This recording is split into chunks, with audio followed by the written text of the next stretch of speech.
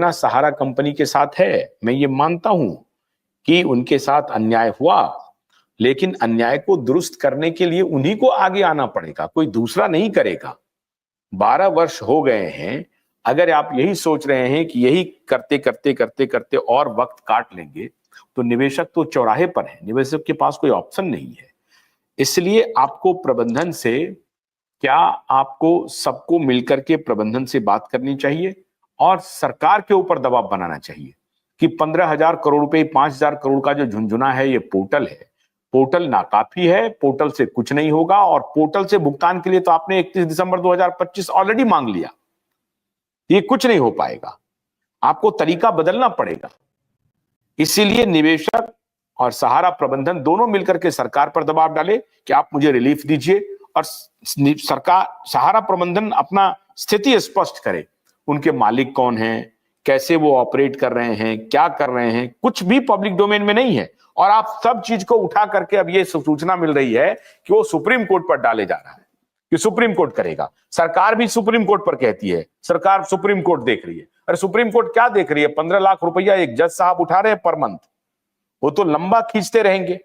उनको क्या पड़ी है कि जल्दी से समाधान हो जाए? हमें तो जानकारी है कि जो सहारा के तरफ से जो लीगल वगैरह सब काम कर रहे हैं, वो भी अपना चाहते हैं उलझाने का, कि ये मामला लंबा चलता रहे, उनकी दुकान चलती रहे। ये तो चलता ही है, लेकिन निवेशक इसमें परेशान हो रहे हैं ना कन्हैया जी। बोलिए जल्दी। पाठक जी 1 मिनट, बीच में मैं गुस्ताखी के लिए माफी चाहता हूं। हमारे अच्छे प्रवक्ता ये भी हैं, नो डाउट, डिफेंड करते हैं, अपना अपना डिफेंड करने का तरीका है। मैं बता दूं कि मैं पोर्टल का घोर विरोधी हूं और सहारा के सब इन्वेस्टर पोर्टल के घोर विरोधी हैं, और हमने सुप्रीम कोर्ट में मूवमेंट किया है, और लगातार मैं कई मंचों से और कोर्ट के प्लेटफॉर्म पर भी और आंदोलनों में मैं विरोध करता हूं। ये पोर्टल का खेल बीजेपी को तो महंगा पड़ रहा है, और महंगा पड़ने वाला है। विधानसभा में, लोकसभा में तो ये मुंह का खाए हैं।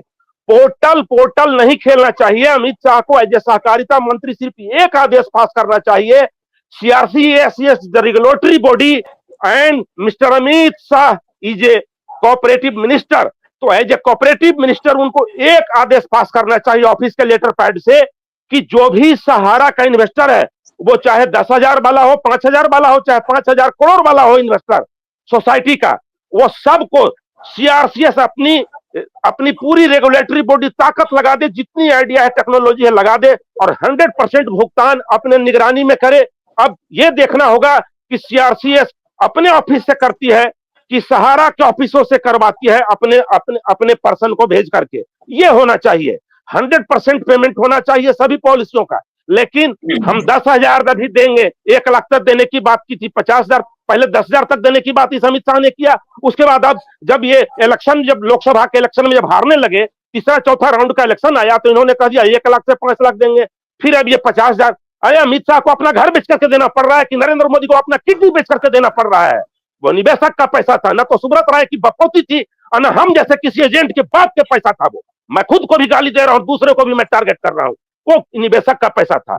वो मैं भी एक निवेशक हूं।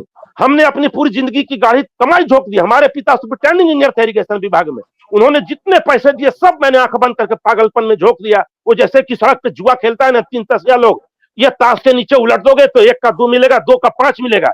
सहारा में यही हो रहा था। हम लोग सब फंसे हुए हैं सहारा में।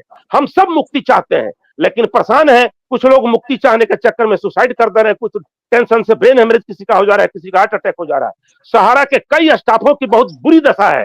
वो चाहे मैनेजर हो, रीजनल मैनेजर हो, फ्रेंचाइजी मैनेजर हो, जोनल मैनेजर हो, एजेंट तो घर से भागा हुआ। सुतोष पाठक जी, मेरे पास ऐसे 2-2 केस हैं, जिसने ग्राम के मुखिया ने, ग्राम पंचायत ने उनको मारा पीटा, जलील किया, उनके घरों में तोड़ फोड़ की, उनकी बहन बेटियों की इज्जत उतारी गई गालियों से नवाज करके, और उसके बाद उससे बॉन्ड भरवाया है। मैं भेज दूंगा आपके पर्सनल व्हाट्सएप पे, आप देख लेना। ये है हालत, बहुत बुरी दशा है। बहुत लोग सुसाइड कर गए हैं, आने वाले समय में और सुसाइड करेंगे। सबसे बड़ी बात है कि एक गरीब आदमी जो ट्रेन में चाय बेचता है, पकौड़ा बेचता है, हमारे गली में जो फेरी वाला जो सब्जी बेचता है, हमलेट बेचता है जाड़े के दिनों में, इस भाई वो सड़क पे गुंडों को भी हफ्ता देता है, पुलिस वालों को भी हफ्ता देता है, और उसके बाद में सबकी बात गाली सुनते हुए, कोई उसको शायद 9 रुपये का अगर अंडा है तो उसको कोई 8 रुपया ही देकर के गाली देकर के चला जाता है। रंगदार बेचारा सबकी सुनता है। उसने भी 10-10 रुपए लगाए थे। ऐसे इन्वेस्टर हमारे द्वारा खोले गए हैं। घरों में काम करने वाले दाई, नौकर, राजमिस्त्री, बड़े मिस्त्री, सबके पैसे सहारा में लगे हैं, गरीबों का पैसा। उन गरीबों का क्या होगा? हमारे पास तो यदि पैतृक संपत्ति है कि 20 लाख 25 लाख, हकीकत में बता दूं कि आज की मैच्योरिटी मिलेगी तो 25 लाख प्लस हमको मिलेगा, मेरा पर्सनल, मेरे द्वारा खोलवाएगा और मेरे रेफरेंस में निवेशकों का तो अलग पैसा मिलेगा, लेकिन मिलने की कोई आशा नहीं है। अब एक ही आशा है कि सुप्रीम कोर्ट कुछ करे तो करे, नहीं तो जनता में उबाल आएगा। तो फिर जनता सड़क पे जब अपना कानून हाथ में लेगी तो फिर क्या होगा इस देश का, क्या होगा लॉ एंड ऑर्डर का, क्या होगा सहारा का। इन बातों के साथ मैं अपनी बातों को थोड़ी देर के लिए विराम दूं। चाहूंगा कि कुछ पॉजिटिव बात करें कन्हैया जी, उल्टी सीधी ना करें। उससे अच्छा है कि आप ये कह दें कि मेरी तबीयत खराब है, आप चैनल छोड़ के जा सकते हैं। कन्हैया 2-4 मिनट है वक्त, कन्हैया जी आप बोल लीजिए, मैं क्लोज करूंगा क्योंकि 2 घंटा लगभग हमने किया है और कल फिर हम करेंगे। जल्दी बोलिए। सच्चाई से मुंह मोड़ लेने से समस्या का समाधान नहीं होता। सच्चाई सच्चाई होता है। अगर हम चले भी जाए तो सच्चाई सच्चाई बदलने वाला नहीं है। और सच्चाई क्या है, हकीकत क्या है, जान लीजिए। आज जो सहारा की परिस्थिति है, कमेटी बनने के बाद आज बहुत चर्चा हो रहा है कि सहारा क्यों नहीं दे रहा है। कमेटी क्या होता है? जब कमेटी बनाई गई है, उस कमेटी में 87,000 करोड़ रुपए के लिए वो कमेटी बनी है। तो क्या सहारा से ये एक्सपेक्ट किया जा रहा है कि सहारा 87,000 करोड़ का पेमेंट पोर्टल से भी करे और उसका एमबी वैली की प्रोसेस भी नीलामी में रहे, 32 प्रॉपर्टी सुप्रीम सेबी के पास भी रहे और 35,000 करोड़ जो है लिक्विडिटी जो है वो भी सेबी के पास रहे और सहारा का हाथ बांधा रहे और फिर भी वो भुगतान करे? तो सर सिचुएशन सहारा की आज ये है कि सहारा के ऊपर जो केस चल रहे हैं वो बेनामी संपत्ति का चल रहा है। सीरियस फ्रॉड इन्वेस्टिगेशन जांच कर रही है और जितने भी सहारा के कस्टमर हैं, आज जो सहारा को दोषी ठहरा रहे हैं, सहारा के कस्टमरों को काल्पनिक, सस्पिशियस और बेनामी संपत्ति से बनाए गए जो कस्टमर है उसकी जांच चल रही है। इनको पता नहीं है, आज कस्टमर की जांच में सहारा सहयोग करके उस कस्टमर को जेन्युइन बनाने के लिए, जेन्युइन साबित करने के लिए लड़ रही है। पैसा और यहाँ ब्लैक मनी और ये बेनामी संपत्ति, ये सब इसके साथ जुड़ा हुआ है। जहां तक रास्ता निकालने का सवाल है, सुप्रीम कोर्ट ने रास्ता निकाला। 87,000 करोड़ की पेमेंट देने के लिए वो पोर्टल बनी है। सहारा को 87,000 करोड़ वहां प्रोवाइड कराना है। जहां तक सेबी के पास सवाल है और सेबी जो डेडलाइन घोषित करने के बाद फंड नहीं दे रही है और जो क्यू शॉप का पेमेंट बाकी रह गया है उसके लिए भी एफिडेविट दी जा रही है और क्यू शॉप को भी बहुत जल्द पोर्टल सेबी के द्वारा या दूसरी पोर्टल बना करके देने वाली है। लेकिन आज सहारा का हाथ बांध करके, सहारा को आइडल करके, सहारा को यह बोल दिया गया है कि आप भुगतान नहीं करेंगे क्योंकि आपके कस्टमर सस्पिशियस है, आपका कस्टमर बेनामी संपत्ति से बनाए हुए लोग हैं, आप नहीं कर सकते। लोग ये सवाल खड़ा करते हैं कि हमने कंप्लेन किया कंज्यूमर फोरम में तो पेमेंट मिल गया। तो सर अगर कंज्यूमर फोरम के द्वारा पेमेंट भी है तो हमारे कस्टमर और हमारा जो लड़ाई चल रहा है जेन्युइन कस्टमर का, ये भी साबित कर रहा है कि हमारे कस्टमर जेन्युइन है।